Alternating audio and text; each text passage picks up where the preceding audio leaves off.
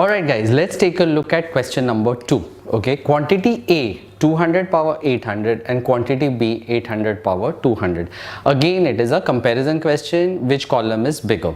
So many different ways of doing it. I'm sure you might have done it right in your own way. Here is one way which is a pretty quick way.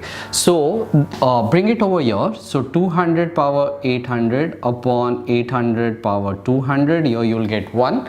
Simplify this. So this you can write as 200 power 800.